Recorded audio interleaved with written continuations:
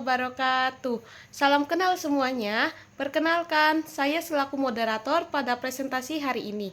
Pada kesempatan ini, kelompok 8 akan mempresentasikan materi tentang Cyanobacteria. Presentasi ini akan disampaikan oleh saya sendiri, Devian Andita, dan Zahra Aulia Putri. Pada slide ini, kita akan membahas tentang pengertian Cyanobacteria. Cyanobacteria atau yang sering disebut sebagai alga hijau biru merupakan kelompok bakteri yang mampu melakukan fotosintesis. Organisme ini dapat ditemukan di berbagai habitat seperti di perairan, tanah, batu-batuan, bahkan pada permukaan batu yang keras. Secara umum, Cyanobacteria tumbuh dengan baik pada perairan yang memiliki pH netral hingga sedikit basa. Nah, sebaliknya, organisme ini sangat jarang ditemukan pada perairan yang memiliki pH terlalu asam, yaitu dengan pH di bawah 4-5. Beberapa jenis Cyanobacteria juga dapat hidup bersimbiosis dengan organisme lain, contohnya adalah Gloeochapsa dan Nostoc, yang bersimbiosis dengan alga pembentuk lumut kerak atau lichen.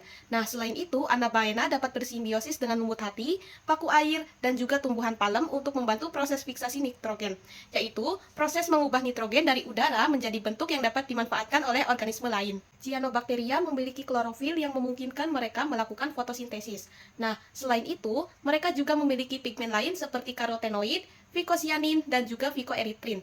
Pigmen vicocyanin inilah yang memberikan warna khas hijau kebiru-biruan pada Cyanobacteria. Oke, oleh karena itu, tidak semua bakteri bersifat merugikan. Tetapi beberapa bakteri, termasuk Cyanobacteria, justru memiliki peran penting dalam menjaga keseimbangan lingkungan dan mendukung kehidupan manusia. Oke, selanjutnya kita akan membahas ke ciri-ciri Cyanobacteria. Cyanobacteria memiliki ukuran tubuh yang sangat kecil sehingga hanya dapat dilihat dengan mikroskop. Organisme ini memiliki dinding sel dengan lapisan peptidoglikan tipis dengan termasuk sel prokaryotik, yaitu tidak memiliki inti sel sejati. Cyanobacteria juga mampu melakukan fotosintesis dengan bantuan pigmen vicobilin yang memberi warna hijau kebiruan. Nah, organisme ini umumnya hidup di lingkungan lembab seperti tanah basah dan perairan air tawar. Selanjutnya kita akan membahas bentuk dan ukuran tubuh Cyanobacteria. Cyanobacteria dapat dibedakan menjadi multiseluler dan uniseluler. Cyanobacteria multiseluler biasanya berbentuk filamen atau benang. Nah, bentuk benang ini dapat disebut dengan trikoma, yaitu kumpulan sel yang tersusun seperti rantai.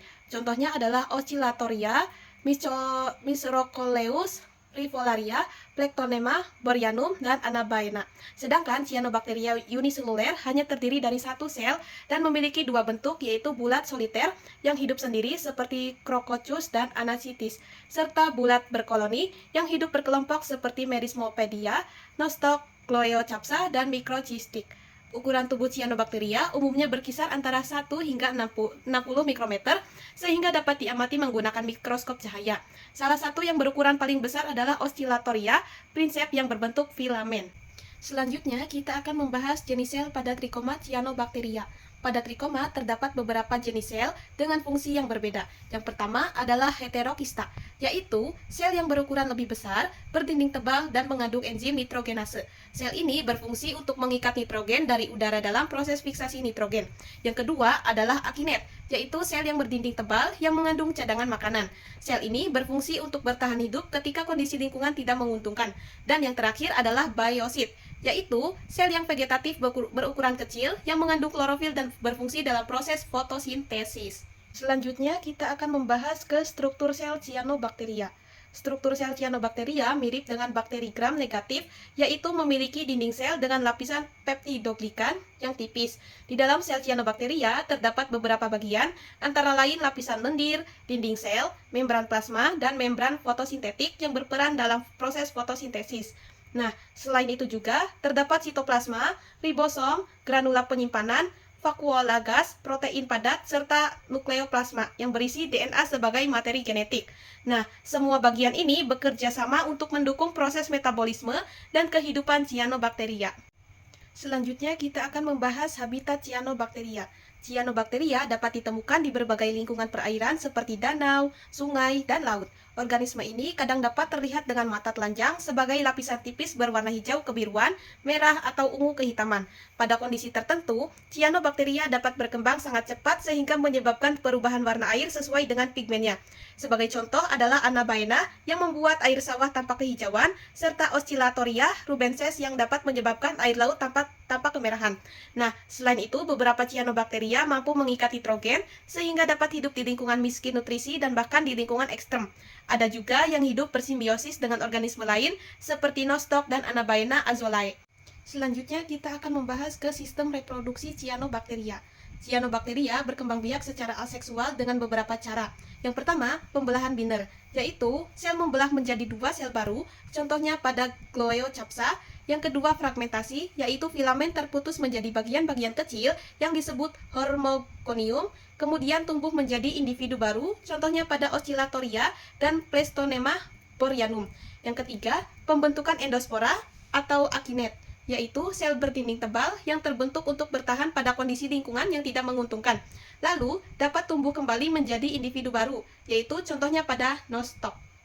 Pada gambar 1 mengenai pembelahan biner, bahwa tahap A, sel awal, tahap G1 ini adalah tahapan pertumbuhan awal sel. Sel masih berukuran normal dan memiliki satu set lengkap materi genetik. Tahap G1 adalah masa pertumbuhan sel sebelum fase sintesis DNA. Tahap B, replikasi DNA. Tahap S, sintesis ditandai dengan replikasi DNA. Satu set DNA di dalam nukleus digandakan menjadi dua set yang identik. Pada gambar, kita melihat ada dua nukleus untayan kuning yang kini terpisah dan mulai bergerak ke kutub sel yang berlawanan. Ini memastikan bahwa setiap sel nantinya akan menerima satu salinan lengkap materi genetik. Tahap C, elongasi sel. Tahap M, setelah replikasi DNA selesai, sel mulai memanjang, elongasi. Proses elongasi memungkinkan pemisahan nukleoid yang lebih jauh satu sama lain yang bersiap untuk pembelahan sitoplasma.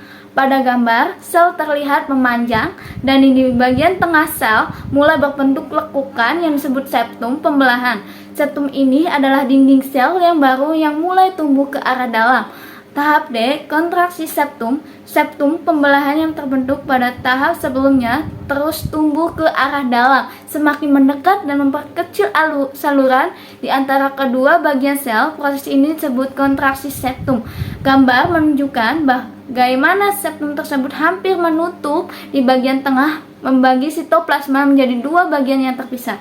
Tahap E, pemisahan sel. Tahap M, pemisahan akhir. Septum pembelahan tumbuh sepenuhnya dan kedua bagian sel benar-benar terpisah. Proses pembelahan sel biner pun selesai. Sel anak identik, terbentuklah dua sel anak yang baru. Kedua sel anak ini memiliki ukuran yang lebih kecil daripada sel induk di awal, namun keduanya secara genetik identik dengan sel induknya karena merupakan hasil dari replikasi DNA yang akurat. Setiap sel memiliki nukleus, sikaloid, dinding sel, dan membran sel tersendiri. Mereka siap untuk tumbuh dan mengulang siklus pembelahan ini kembali. Pada gambar 2 mengenai fragmentasi, bahwa filamen induk dimulai dengan filamen cyanobacteria yang utuh, yang terdiri dari sel-sel vegetatif yang biasa untuk fotosintesis dan sel-sel heterosita yang khusus untuk fiksasi nitrogen. Fragmentasi atau tempat fragmentasi, filamen mengalami pemutusan di titik-titik tertentu, seringkali dekat atau pada heterosista, atau karena kematian yang tertentu atau disebut dengan nikridia yang melemahkan struktur filamen. Pembentukan hormogonia, proses pemutusan tersebut memecah filamen menjadi segmen-segmen yang lebih pendek dan bergerak yang disebut hormogonia. Pertumbuhan filamen baru, masing-masing hormogonia ini kemudian terpisah dari filamen induk dan tumbuh mulai pembelahan sel dan pembentukan sel-sel khusus baru untuk menjadi filamen cyanobacteria dewasa yang mandiri. Pada gambar 3 mengenai pembentukan endospora atau bisa disebut dengan akinet, bahwa kondisi normal sel vegetatif cyanobacteria hidup dalam bentuk filamen yang terdiri dari sel-sel vegetatif yang aktif melakukan fotosintesis dan pertumbuhan normal. Di sini juga terdapat heterosista untuk fiksasi nitrogen. Pemicu lingkungan yang stres ketika kondisi lingkungan memburuk seperti kekurangan nutrisi, cahaya yang kurang, atau suhu yang ekstrem ini memicu perubahan pada sel. Diferensiasi akinet tahapan awal, beberapa vegetatif mulai berubah menjadi calon akinet. Selnya membesar, sitoplasnya menjadi padat, dan akumulasi granulnya penyimpanan makanan, dan dinding selnya mulai menebal. Akinet matang, stadia istirahat, terbentuklah akinet matang dengan dinding yang sangat tebal untuk perlindungan. Akinet ini berada dalam fase istirahat, dorman, untuk bertahan hidup dalam kondisi ekstrim. Lingkungan membaik, germinasi, dan pertumbuhan filamen baru. Saat kondisi lingkungan kembali menguntungkan, akinet akan berkecambah. Germinisasi, dinding sel akan pecah, sel vegetatif baru akan tumbuh, membentuk filamen cyanobacteria yang baru. Dampak negatif cyanobacteria yang pertama menyebabkan eutrofifikasi perairan.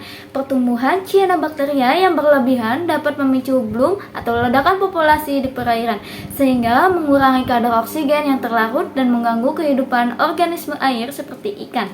Yang kedua, menghasilkan racun toksin. Beberapa cyanobacteria menghasilkan racun yang disebut cyanotoksin yang berbahaya bagi manusia, hewan, dan organisme air jika air tersebut dikonsumsi atau terpapar. Yang ketiga, menurunkan kualitas air. Ledakan populasi cyanobacteria dapat menyebabkan air berbau tidak sedap, berwarna hijau pekat, dan tidak layak digunakan untuk kebutuhan sehari-hari seperti minum atau irigasi.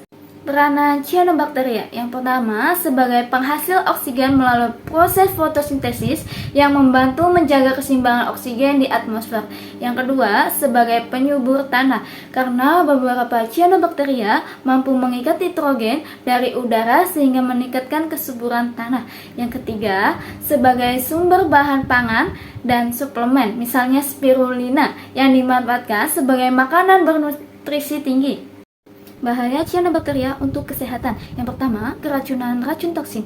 Cyanobacteria dapat menghasilkan racun seperti cyanotoksin yang dapat menyebabkan mual, muntah, diare, dan kerusakan hati jika air yang terkontaminasi dikonsumsi. Yang kedua, iritasi kulit dan mata. Kontak langsung dengan air yang mengandung cyanobacteria dapat menyebabkan ruam kulit, gatal, dan iritasi pada mata. Yang ketiga, gangguan pernapasan. Menghirup uap atau aerosol dari air yang tercemar cyanobacteria dapat menimbulkan batuk, sesak napas, dan iritasi saluran pernapasan.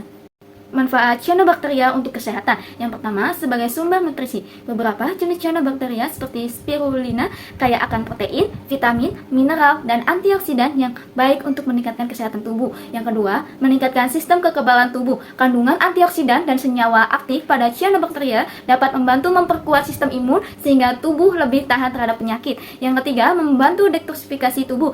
Cyanobacteria dapat membantu mengikat dan mengeluarkan zat berbahaya atau logam berat dari dalam tubuh sehingga membantu menjaga kesehatan organ tubuh. Jadi, kesimpulan pada materi mengenai cyanobacteria bahwa cyanobacteria atau alga hijau biru merupakan bakteri fotosintetik yang hidup di berbagai habitat seperti perairan, tanah, dan batu-batuan. Nah, organisme ini mengandung klorofil serta pigmen lain yang menyebabkan warnanya khas hijau kebiruan dan kadang dapat mengubah warna air ketika jumlahnya yang sangat banyak. Cyanobacteria dapat hidup pada berbagai kondisi lingkungan, bahkan pada lingkungan ekstrim, serta beberapa jenis mampu bersimbiosis dengan organisme lain. Selain itu, cyanobacteria memiliki peran penting sebagai organisme perintis, membantu proses fiksasi nitrogen, meningkatkan kesuburan tanah, serta berkontribusi dalam menjaga keseimbangan lingkungan dan mendukung kehidupan manusia.